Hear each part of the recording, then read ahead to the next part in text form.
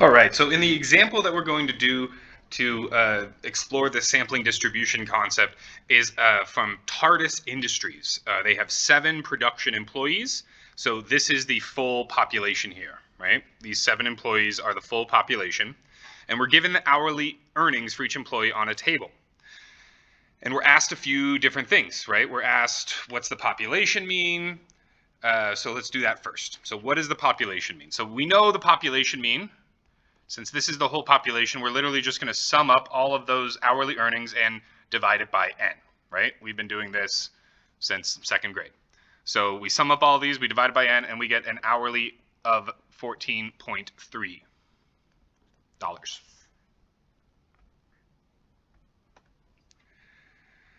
And so then we're asked, what's the sampling distribution of the sample mean for samples of size 2?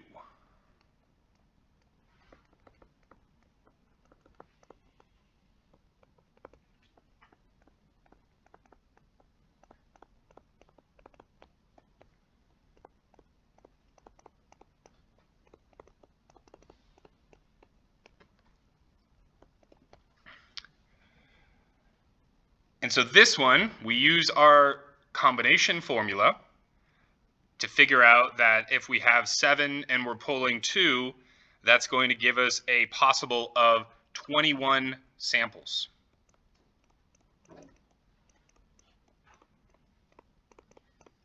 I'm not going to recreate all 21 of the samples. It is in table 8-3 in your text.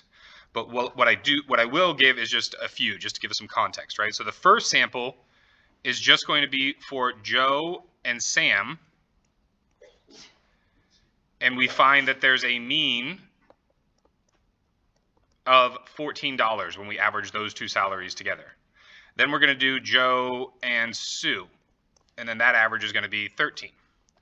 So on and so forth. You know, at some point we'll be at 11. We'll be doing Sam and Ted, right? Their average is 16. And then at the very, very end, we've got 21, Art and Ted, and their average is 17. So again, all we're doing is we're just taking all the different possible combinations, order not mattering, right? And we're averaging them. So once we do this, so now we have these means are the sampling distribution. And so now we're asked, what is the mean of the sampling distribution?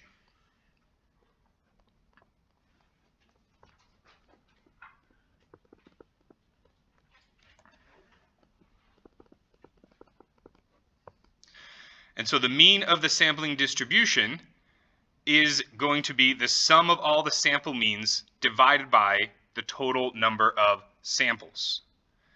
So the mean of the sample distribution of x's, right? So this is a mu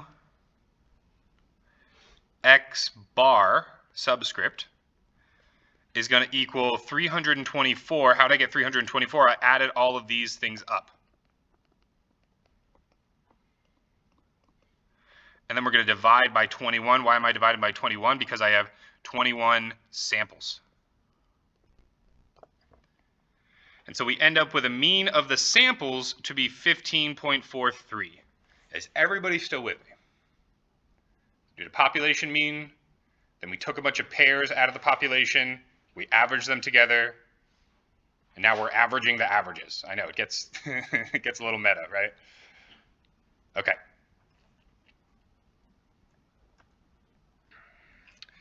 So then we're asked, what observations can be made about the population and the sampling distribution? So we've got this information, we've got this information. We also know this situation is going on, right? There's less variation in the distribution of a sample mean than in the population. And then we also know that there's this situation going on.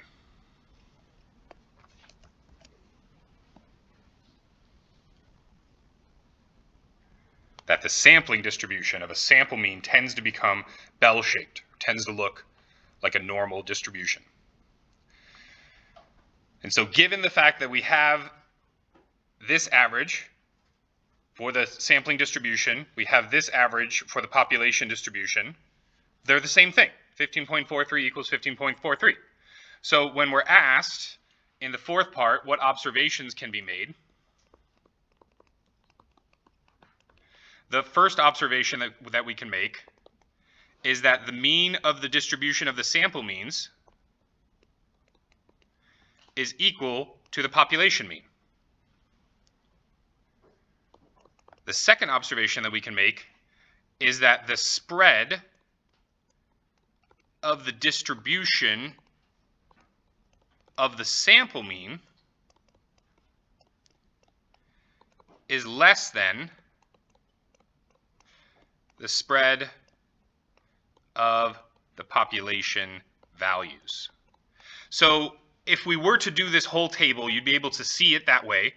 The other way that you can kind of see it is once you do calculate all of these different individual means, then you can create what we have as table 8-4 in the book, which says, okay, so a sample mean of 14, how many are there? There's 3 of them.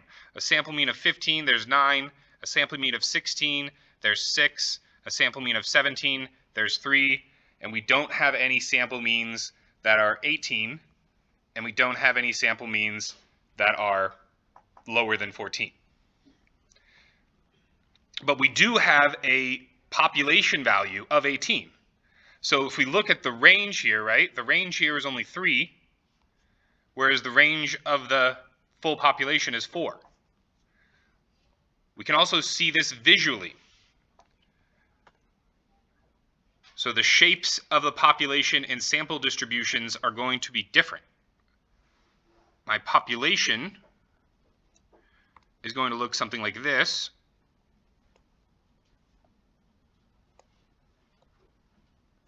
Where this is 14, this is 16, and this is 18.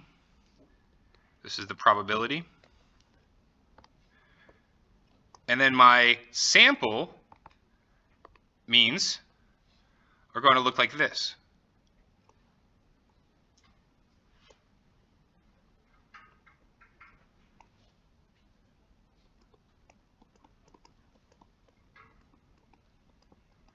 Right? And when we can see that here, right? We've got 9 15s. So therefore, that's going to have a 0.40 probability there because the relative frequency of getting a 15 is 9 out of 21, which is about 40%.